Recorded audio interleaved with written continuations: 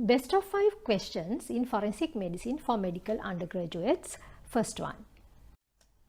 A suspected victim of torture is produced with multiple injuries over the body.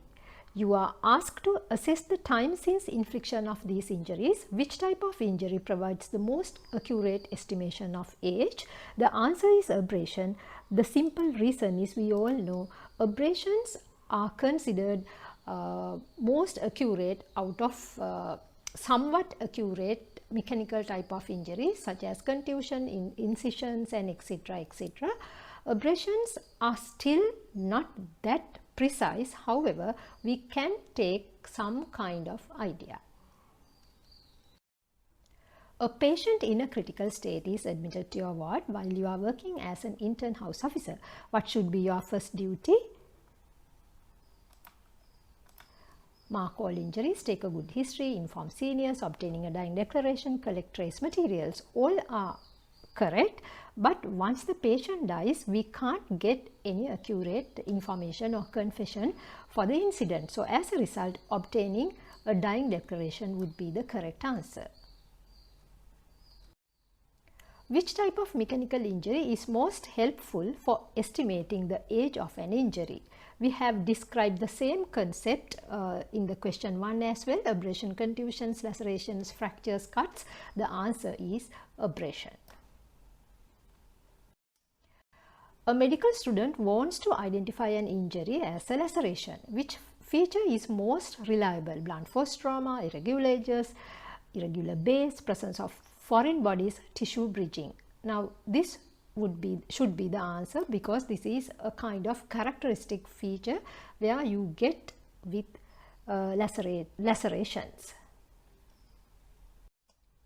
A patient presents with a large contusion over the lower left thigh. She denies any history of trauma to that exact site. What is the best explanation for this finding? The force applied cannot be determined from the size of the contusion. Yes, correct. The color change indicates the age of the injury. Again, correct. A detailed medical history must be obtained because there may be some kind of bleeding disorders. The apparent position of the bruise is due to seepage and gravitational spread of blood in tissues. This should be the answer. The size of the contusion increases with time. All are correct, but so this should be the answer which is most accurate with the scenario given. What is the most important medical legal significance of abrasions? Indicate application of blunt force trauma. Yes, correct by definition. Allow dating of injury. Yes, it is one of the accurate method to use for dating. Yes, abrasions. Indicate site of impact. Can you get an abrasion without any direct impact? No. So this is the answer. Determine type of crime. Yes, if you can see semicircular imprint nail marks on neck, you can think about or suspect about a case of manual strangulation. Suggest internal injuries. Yes, you can see certain minor injuries on the skin, but you also have to have a secondary look to exclude internal injuries. It's really important during your practice. To identify an imprint abrasion, which is most appropriate feature? Perpendicular application of force. Yes. Imprint. Yes, you have to get application of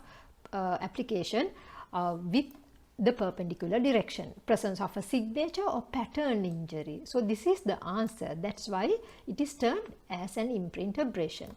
Involvement of only superficial layers. Yes, true. Associated minor bleeding. Scabbed injury. Yes, when it involves simply with deeper the superficial dermis, yes, there may be a kind of minor bleeding. A scalp wound is suspected to be a laceration rather than an incised wound. Which feature best helps to differentiate a laceration of the scalp from a cut injury? Crushed hair bulbs at wound edges. Yes. Laceration, correct. Underlying depressed fracture of the skull. Yes, very correct. So this is the answer anyway. Shape of the wound. Yes. Thin elliptical shaped injury. In both cases you can get thin elliptical shaped injury. Presence of surrounding contusion. Yes, in case of cut injury with a a somewhat bluntish weapon, yes, you might get a minor rim of contusion, but to get underlying depressed fracture, okay, you have to have blunt force. But in case of cut, that means sharp force application, you get usually a cutting of the bone, not a depression or depressive kind of fracture. So the answer should be B. Pattern injuries in forensic medicine are best described as useful in estimating the age of injury, correct, useful in identifying the causative object or weapon, externally visible. So this is the answer. Demonstrate an application of Locard's exchange principle. So now every contact leaves a trace. So now it explains through the Locard's exchange principle. Yes, it's true. Useful in reconstruction of the event, obviously. However, it is very useful to identify the causative object or weapon. So this is the answer. Thank you.